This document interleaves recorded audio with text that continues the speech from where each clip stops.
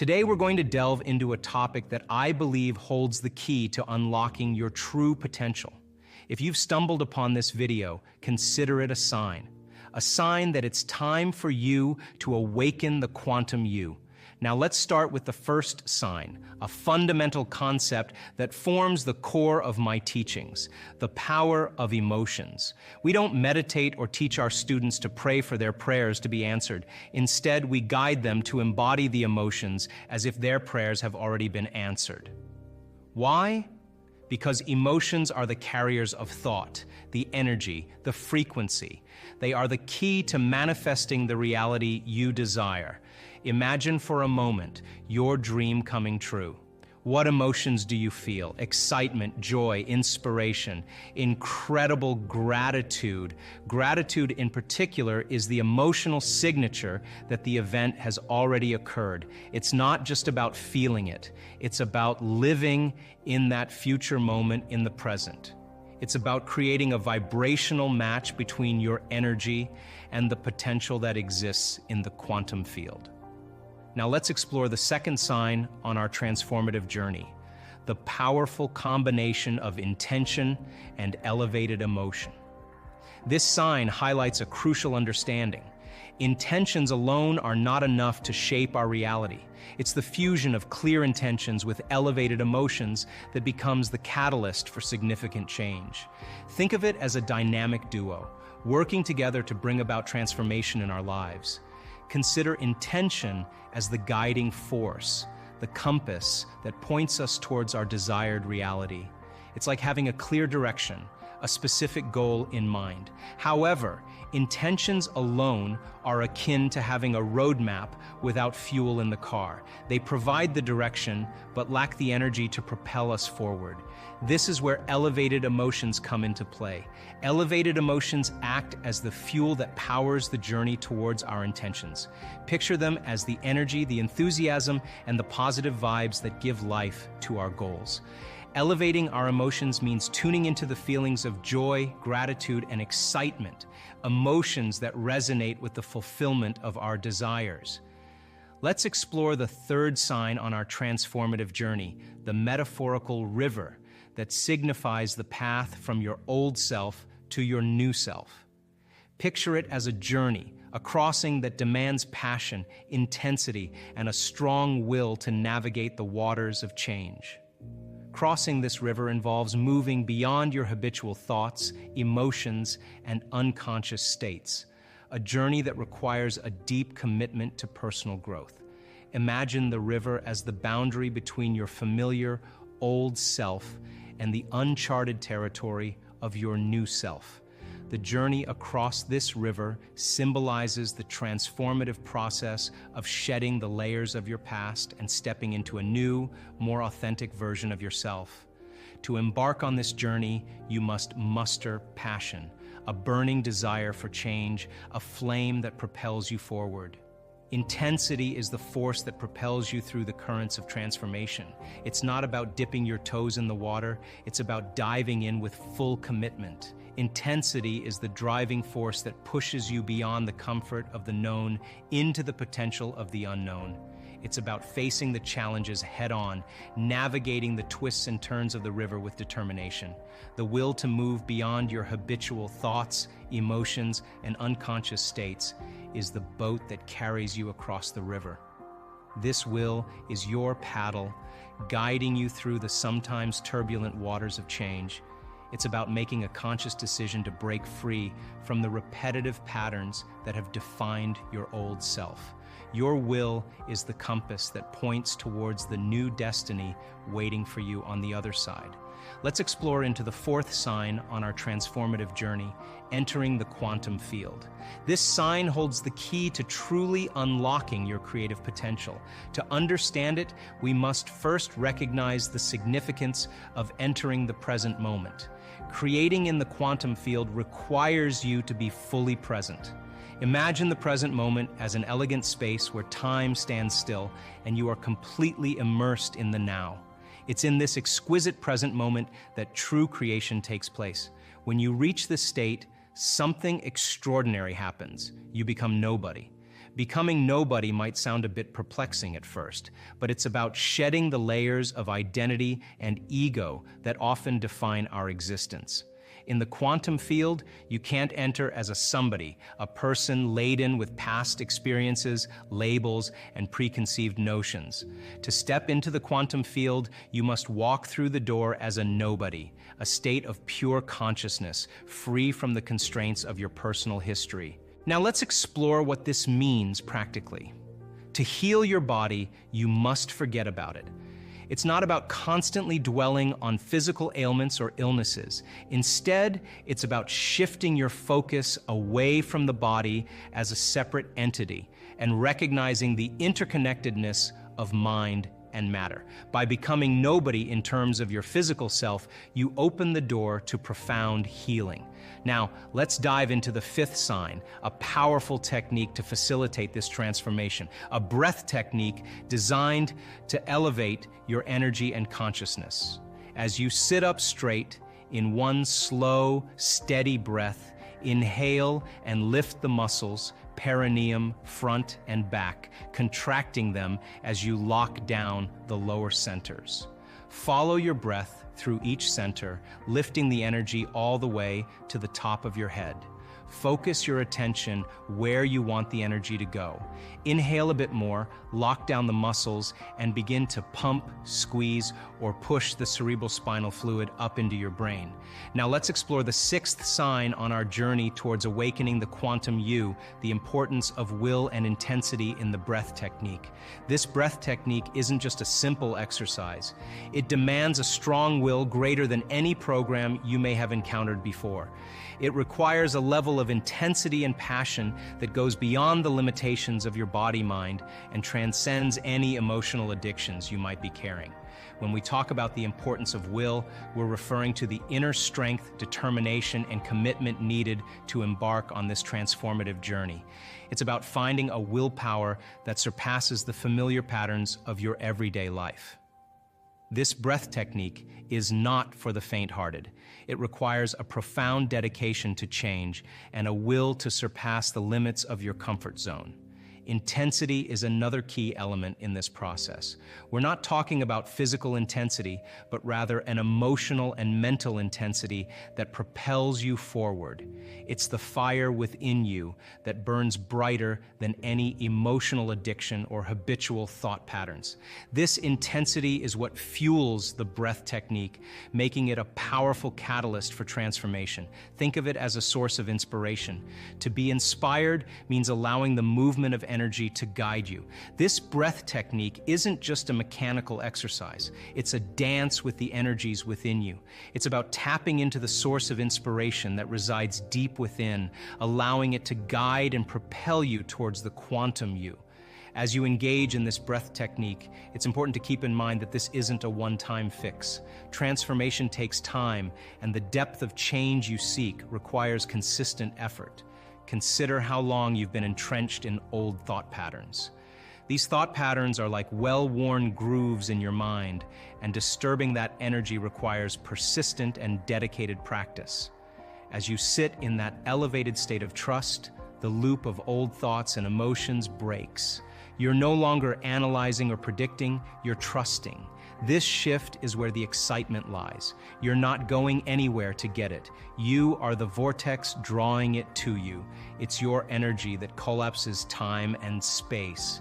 It's time to embrace the power of emotions, the science behind intention and elevated emotion, and the transformative breath technique. Trust the unknown, surrender to the process, and understand that you are the creator of your reality. As you enter the quantum field, become nobody, and collapse time and space, miracles unfold. When you feel differently inside of you, you pay attention to whoever or whatever caused that. And that event in and of itself is called a memory. To wait for our environment to give us relief, the quantum model of reality is about cause and effect, which means when you feel whole, you begin to heal. When you feel empowered, you're going to be successful. When you're worthy enough, you'll feel abundant. When you're in love with life and in love with yourself, you will find an equal, or it will find you. And when you are in awe of the moment, the mystical is going to bless you in a way that you never anticipated. And when you are in a state of gratitude, your job is on the way. That's causing an effect. And by the way, what is the emotional signature of gratitude? Don't you give thanks when you get something or you receive something? So then, what if you were to begin to give thanks or feel thanks before it manifested? Would your body, as the unconscious mind, believe it's in the future experience, in the present moment? Because gratitude is the ultimate state of receivership. And so we don't pray in our work to have our prayers answered. We get up as if our prayers are already answered. It is that state of mind and body that I know that requires a clear intention and an elevated emotion. And the clear intention is an act of the mind and the brain. And an elevated emotion is when you open your heart. When you combine those two elements, you just move from living in your past to living in your future. So then, here's the question. Can you believe in a future that you can't see or experience with your senses yet? But you've thought about enough times in your mind that your brain is literally changed to look like the experience has already occurred. And can you fall in love with a future potential that already exists in the quantum field? And how many potentials exist in the quantum field? Infinite potentials in the quantum field. Can you select a new potential in the quantum field and emotionally embrace that future reality before it's made manifest to such degree that your body, as the unconscious mind, is believing it's living in that future reality in the present moment, and you're signaling new genes and new ways?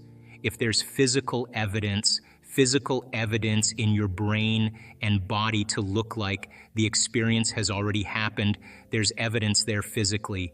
By thought alone, relax, because the experience is going to find you. There's an intelligence that's giving you life right now. It's keeping your heart beating and digesting your food and organizing trillions of functions in every single cell of your body.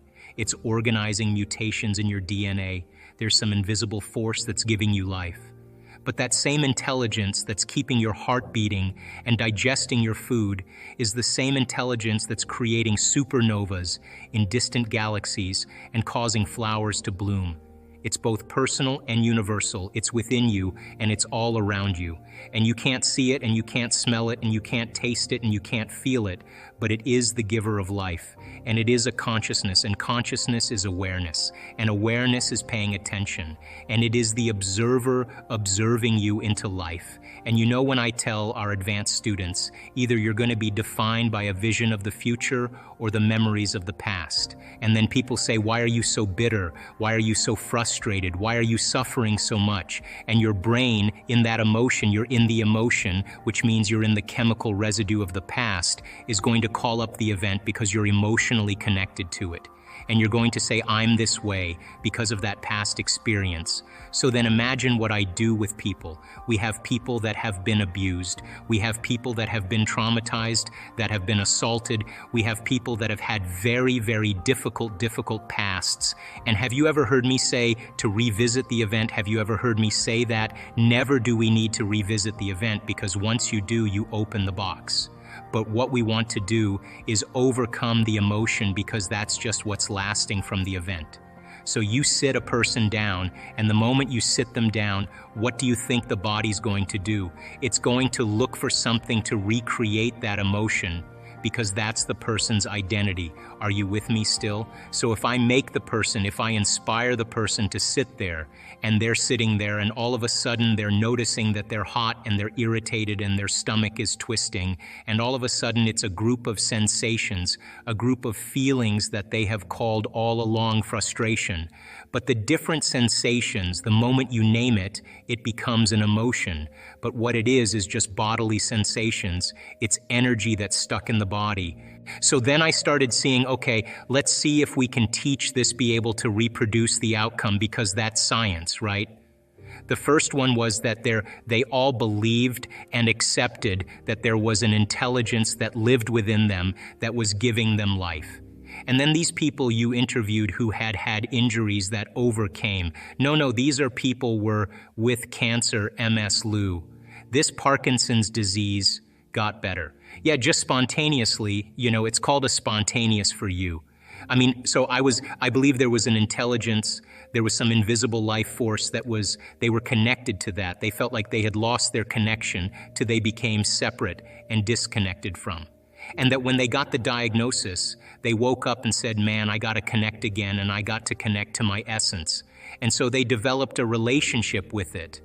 Just like you develop a relationship with anybody, it takes time. You got to be present. You got to connect. You got to experience. You got to be present. All of these things are important elements. So that was the first thing. The second thing was that they realized that it was the mismanagement of their emotions and the hormones of stress that really began to create their condition.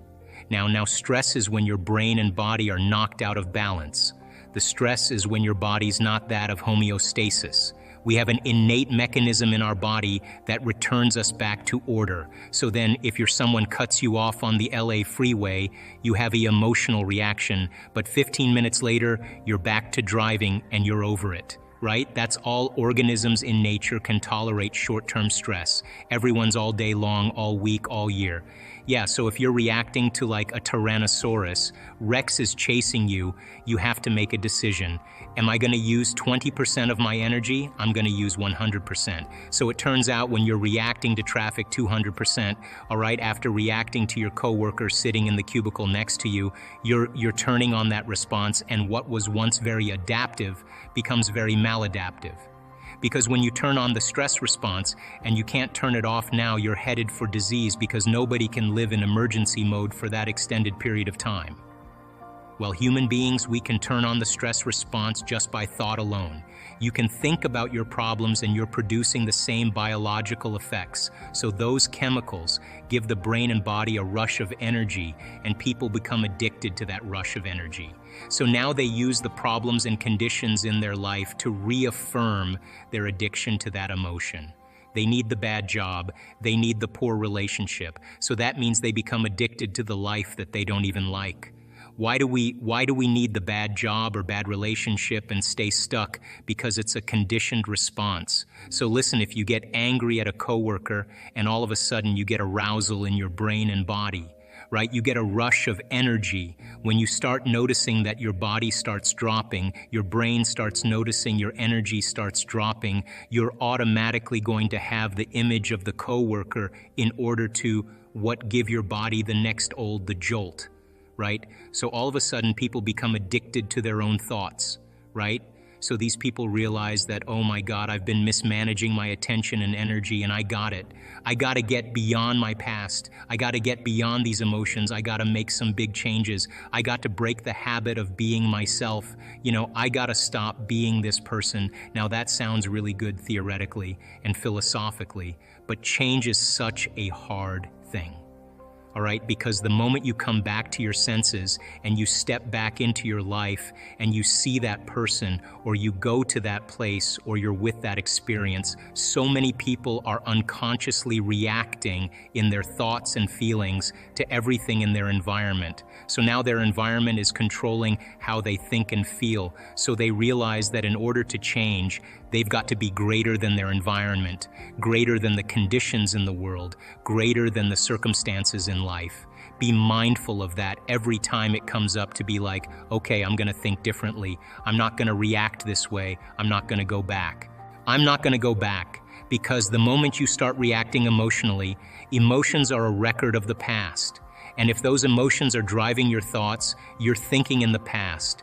And if you can't think greater than how you feel, and you believe your thoughts have something to do with your destiny, you're creating more of your past, right? So it turns out that the repetition of thinking and feeling and thinking, these loops that people get caught in, condition their body to subconsciously become the mind of that emotion, which means now their unconscious mind is believing they're living in the same past experience, 24 hours a day, 7 days a week, 365 days a year.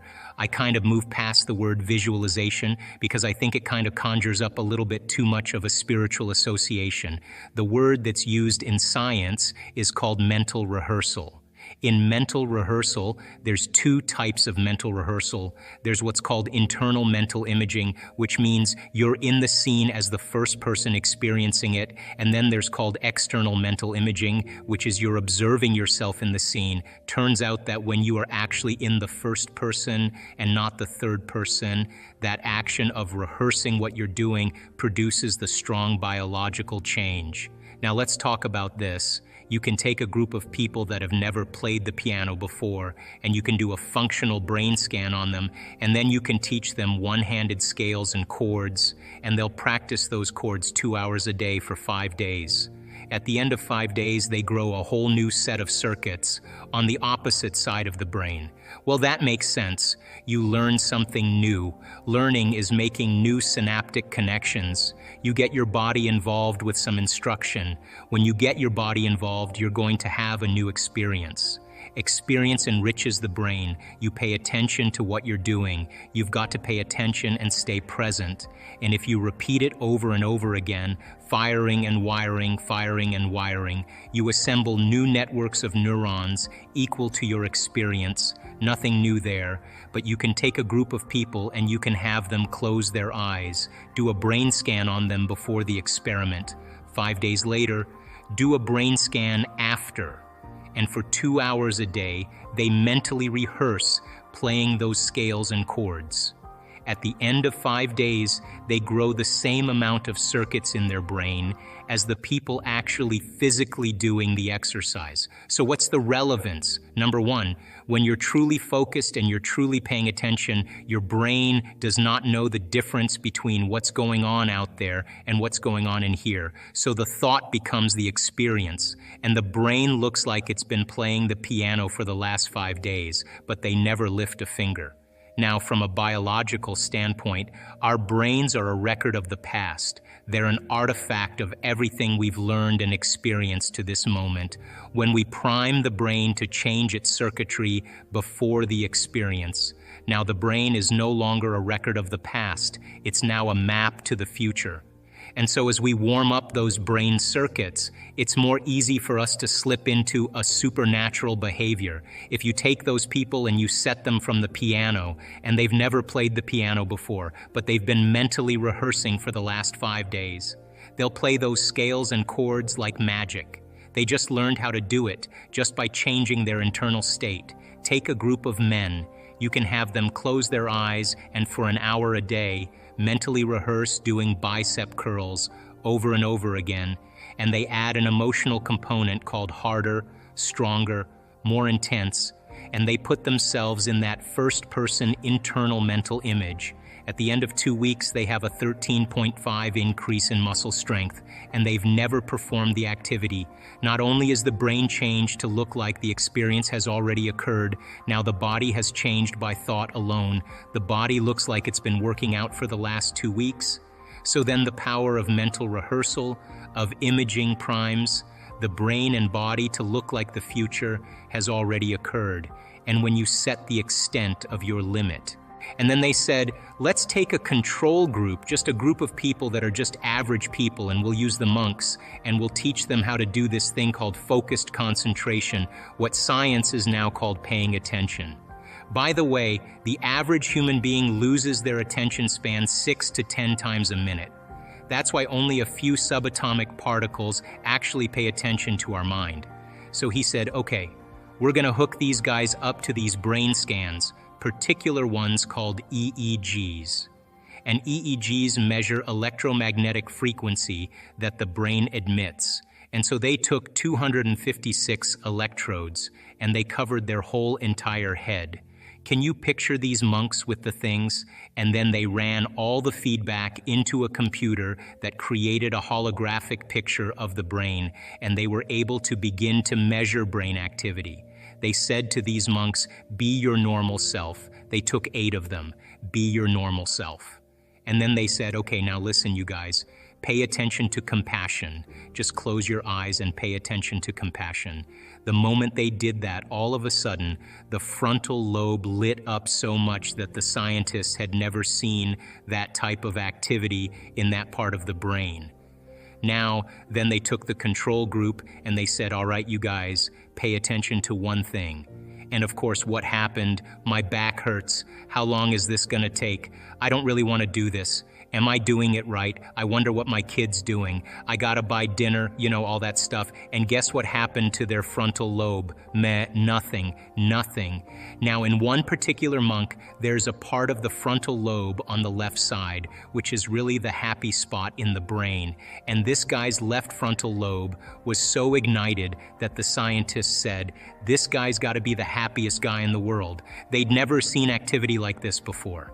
But then the scientists began to think about this, and what they said was, maybe paying attention and concentration and observation is a skill, just like tennis or golf. And you can improve it if you keep practicing it. Now think about this. The brain is the instrument that we use. It's the machinery for us to process thought. How many people accept that? And it also has some automatic processes that allow us to function. But for the most part, it's the greatest area in the body where there's the greatest number of neurons clustered together. And where you have the greatest number of neurons clustered together, you have the greatest intelligence. So the brain is the central clearinghouse of intelligence. Mind, by the way, is what the brain does. Mind is the brain in action. It's the brain at work. When we can measure a working brain, we're studying mind. So mind is when the brain is in action. So when we're using functional brain scans and we're studying how the brain works, we're studying this concept called mind. Then here's my question. If the brain is the instrument for intelligence or processing thought, and mind is what the brain does, if you can improve the way your brain works, who's doing the improving? And it's that nasty 13-letter word called consciousness. That's the only solution. Consciousnesses are self-aware, free-willed individual that is really not the body, is not the brain, and is not the mind. As a matter of fact, consciousness is what manipulates the brain to produce mind. The brain processes 400 billion bits of information every second, but we're only aware of about 2,000 of those 400 billion bits of information. And you know what those 2,000 bits of information have to do with? 3 things, and only 3 things: the body, the environment, and time. That's it. Does your back hurt? Do you have a headache? Are you tired? Is it too cold in here? Is it too bright in here? Is it too dark in here? Do you like the way the person smells sitting next to you? Do you even like the person next to you? How long's this guy gonna talk before we can break? And that's where all of our self-awareness is on. It's only on the body, the environment, and time. And yet billions of bits of information is being processed by the brain. Now, when we can take consciousness, self-awareness, and move it away from the body, the environment, and time, we no longer have to live by the laws of the body, the environment, and time. And when we're able to do that, we begin to open the door to walk into the quantum field. So then the first step to change is becoming conscious of those unconscious states of mind and body. Most people don't like to do this. Everybody knows this, that you keep switching on that system for an extended period of time, and you live by the arousal of fear, the arousal of pain, the arousal of suffering, the arousal of aggression. It takes energy to activate those latent systems, and when we do that, our immune system is compromised. The energy that's mobilized for emergency, for the threat in the outer environment, compromises the energy in our inner environment, and we are then more susceptible to the conditions in our outer environment. And as Greg said, you have to look at to see what keeps you in balance. And stress and living in survival is when you're not that balanced, not that homeostasis. We can tolerate that short term, but if you keep exposing yourself to the same stimulation, or you have a thought of some worst-case scenario in your mind, you're actually knocking your brain and body out of balance by thought alone. And this is where it gets dangerous, because the conditioning response, the worst-case scenario, the image we create in our mind, and the emotion that we perceive is the stimulus response that's conditioning the body to subconsciously live by the arousal of fear, as an example. So that internal environment becomes compromised and the immune system dials down. And why is that? Because we are more reactionary or responding more to the environment. So, and Greg, you know this, that in a time like this, when everybody's feeling fear, that seems natural and normal.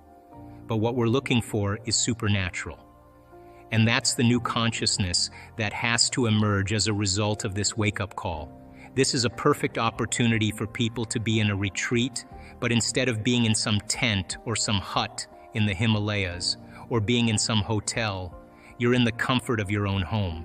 And it's true, you break from routine and you're not going to the same place and seeing the same people and doing the same thing. And that causes you to step outside of familiar territory. So then when we practice the inward work, when we practice meditation, as an example, and you have the ability to take a moment and be present and truly open your heart, our research shows that you are going to actually create a state of information that's no longer coming from your outer world, that there's danger in there. But when you start falling into the present moment and opening your heart, your immune system in 4 days can strengthen by 50%.